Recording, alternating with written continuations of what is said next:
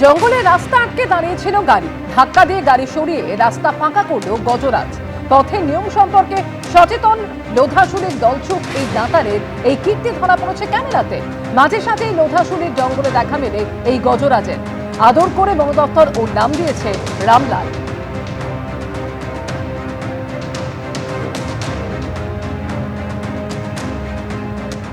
আবহাওয়ার খবরে চোখ রাখবো। দক্ষিণবঙ্গে আজও গরম, আর রবিবার পর্যন্ত চলবে এই চরম অস্বস্তিকর আবহাওয়া। গরম বেশি থাকবে বাঁকুড়া, পুরুলিয়া, পশ্চিম মেদিনীপুর, পশ্চিম বর্ধমান এবং বীরভূমে। কলকাতা সহ উপকূলের জেলাগুলিতে আর্দ্রতাজনিত অস্বস্তি চরমে পৌঁছবে।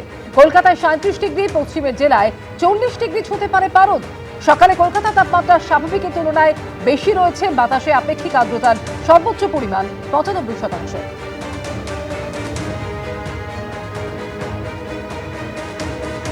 তবে এরই মধ্যে উত্তরবঙ্গে দফায় দফায় ভারী থেকে অতি ভারী বৃষ্টির সম্ভাবনা।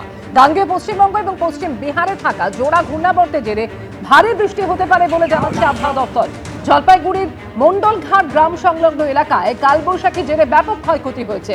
উপড়ে পড়েছে বহু গাছ, ভেঙে পড়েছে একাধিক বাড়ি। গাছ পড়ে হলদিবাড়ি বালুরঘাট ট্রেন লাইনে রেল পরিষেবা ব্যাহত হচ্ছে।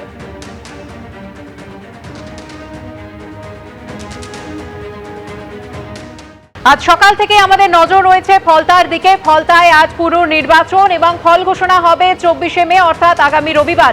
ছবি দেখাবো আপনাদের। নির্বাচন চলছে, সকাল 7টা থেকে শুরু হয়েছে নির্বাচনের এই প্রক্রিয়া এবং মানুষ বলছেন যে তারা নির্ভয়ে আজকে ভোট দিতে পারছেন। এত বছর ধরে তারা এই ত্রাসের রাজত্বে বাস করেছেন, যে ত্রাসের রাজত্ব তৈরি করেছিল ফলতার তৃণমূল প্রার্থী জাহাঙ্গীর খান। ভোটের ঠিক 48 ঘন্টা আগে ভোটের ময়দান থেকে নিজেকে সরিয়ে নিয়েছেন জাহাঙ্গীর খান। আর আজ সকাল থেকেই দেখা যাচ্ছে যে কনফিডেন্স বিল্ড আপ করছে কেন্দ্রীয় বাহিনী জওয়ানরা এবং সেই সঙ্গে পুলিশ এবং সেই সঙ্গে নির্বাচন কমিশনের তরফ থেকেও কিন্তু তৎপরতা অবলম্বন করা হয়েছে। ওয়েবকাস্টিং এর মাধ্যমে নজরদারি চলছে এবং আর কি কি ব্যবস্থা নেওয়া হয়েছে যাতে আজকে ফলতার এই পুনর্নির্বাচন একেবারে অবাধ এবং শান্তিপূর্ণভাবে হয়, সেই ছবি তুলে ধরেছেন আমাদের প্রতিনিধি রুমা পাল। সিও দপ্তরের কন্ট্রোল রুম, আর এই কন্ট্রোল রুম থেকেই কিন্তু নজরদারি চলছে সমস্ত বুথে। এখানে রয়েছে ওয়েবকাস্ট। এই ওয়েবকাস্টে দেখা যাচ্ছে কোন বুথে কিভাবে ভোটাররা আসছেন, ভোট দিচ্ছেন এবং এখানে কিন্তু রয়েছে 1140টি ক্যামেরা, 285টি যেহেতু বুথ রয়েছে এবং সেখানে ভেতরে 2টি করে ক্যামেরা রয়েছে এবং বাইরেও কিন্তু 2টি সিসিটিভি ক্যামেরা রয়েছে, 4টি করে রয়েছে, অর্থাৎ 1140টি কিন্তু সিসিটিভি রয়েছে, যার মাধ্যমে কিন্তু এখান থেকে দেখা যাচ্ছে সব কিছুই। আর ওয়েবকাস্টিংয়ের মাধ্যমে ধরা পড়ছে যে ভোট কিন্তু শান্তিপূর্ণভাবে হচ্ছে এবং ভোট খুব ভালোভাবেই হচ্ছে। জানিয়ে রাখি যে এই ওয়েবকাস্টের মাধ্যমে যখন দ্বিতীয় দফার নির্বাচন হয়েছিল তখন কিন্তু ধরা পড়েছিল এই ফলতাতে কিন্তু যেভাবে ইভিএম ট্যাম্পারিং করা হচ্ছিল, ইভিএম ট্যাম্পারিং এর সমস্ত কিছু তথ্যই কিন্তু ওয়েবকাস্টে ধরা পড়ে এবং তারপরেই কিন্তু সিদ্ধান্ত নেওয়া হয় নির্বাচন কমিশনের তরফ থেকে যে ফ্রেশ পোল হবে এবং ফ্রেশ পোল অর্থাৎ পুনরায় যে ভোট হচ্ছে সেই ভোটের পরিপ্রেক্ষিতে বলা যেতে পারে যে কন্ট্রোল রুম থেকে চলছে পুরোপুরি নজরদারি এবং এই মুহূর্তে শান্তপূর্ণভাবেই ভোট চলছে বলে জানানো হচ্ছে কন্ট্রোল রুম থেকে। ক্যামেরায় অভিজিৎ দত্তর সঙ্গে রুমা পাল, এবিপি আনন্দ, কলকাতা।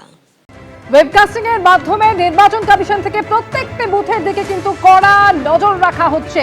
সকাল থেকে সুষ্ঠুভাবে এগোচ্ছে এই ভোট গ্রহণ প্রক্রিয়া। তবে ভোটাররা যে অভিযোগটা তারা বারবার করছেন, তারা বাড়ির বাইরে বেরিয়ে এসেছেন, আজকে নির্ভয়ে ভোট দিচ্ছেন, কিন্তু তাদের অভিযোগ যে 15 বছর ধরে ভোটে দিতে পারেননি তারা। নেই কোনো রকম ধমকানি চমকানি ভোট দিতে, তাই লম্বা লাইন ভোটারদের।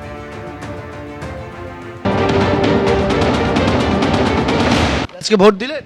হ্যাঁ, অনেক ভালো, অনেক ভালো। ভালো বলছি কেন বাবা, ধমকানি চমকানি নেই, কোনো রাস্তা গ্যাঞ্জাম নেই, তৃণমূলের নেতারাও নেই। এটা থেকে দূরত্ব, এটা থেকে শান্তি। হ্যাঁ, ভোট দিতে এলে ওখানে দাঁড় করিয়ে বলতো এই যেটাই ভোট দিবে, দুইয়েতে ভোট দিবে না, যেন ভুল হয়। যদি এতে 3-এ যদি ভোট দাও তাহলে দেখে নেবো, এইরকম নানান রকম মানে বলতো। আজকে রাস্তার পরিস্থিতি কেমন? আজকাল খুব ভালো, ভীষণ ভালো। হাসি মুখে ভোট দিন? একদম একদম একদম একদম হাসি মুখে ভোট দিয়েছি, একদম একদম ওকে ওকে। এর আগে মানে আমি হচ্ছি গত 29 তারিখের ভোট কি শুধু, নাকি তার আগেও আপনাদের ভোট? আগেও এরকম হয়েছে, আগে তো ভোট দেওয়াই হয়নি, 21-এ তো ভোট দেওয়াই হয়। বছর ধরে আমরা ভোট দিতেই পারি না, 15 বছর ধরে আমরা ভোট দিতেই পারি না। কি বলতো? ভয় দেখাতো, হুমকি দিত, তোর ছেলেপুলেরা রাত ভিতরে ঘরে আসবে, লোক দিয়ে ওদের মারবো, এ করবো, তোদের ঘরে ঢুকে মেয়েদের টেনে নিয়ে যাবো, এরকম ভয় দেখাতো। আগে তো ভোট দেওয়াই হয়নি, চলে এমনি যাও, বলতে মামা চলে দিয়ে যাও দেবো। ভোট হয়ে গেছে। চলে যাও মামা দিয়ে নেবো। চলে যাবার পরে আমরা আবার দেখতে তো দেবে না, যেদিবা সবাই বলছে ওই তোদের পোষে ছাপা দিয়ে দিচ্ছে, তোরা একটা দিতে তো তোদের পোষে 20টা দিয়ে দিচ্ছে ছাপ ছাপ। চলে যাও চলে যাও। তৃণমূলের লোকেরা, সব তৃণমূলের লোকেরা। তৃণমূলের নেতারাই করতো, এছাড়া কে করবে? ওরা ছাড়া ওদের তো বেশি তখন এ ছিল, আর আমাদের কি গেছে? কোনো রাজনীতি করেন না, একদম সাধারণ না, আমরা সাধারণ, আমরা কোনো রাজনীতি করিনি, কোনো দলেও নেই, কোনো কিছুতেই নেই, আমরা একদম পুরো সাধারণ মানুষ। ভোট কেন্দ্রে ঢোকার সময়তেই চোখ বের করে দিল। কবে 29 তারিখ? হ্যাঁ, এইবার এই প্রথমে যে ভোট হলো, এই ভোটটা এবারেই তো দিতে দেয়নি। এবারেই তো গন্ডগোলটা বেশি হলো বলেই তো আমরা আন্দোলনটা করলাম, হাসিনা বলে ওই জন্যই তো করলাম, মার ধরে সব, আমরা ওই জন্যই তো ছুটেছি। আমার ছেলেকে মেরেছে, মেরে বলে চান করতে রান্না ভাত খেতে দিল নি। কবে এটা? 5 বছর, এই ভোটের পর দিনই। কেন?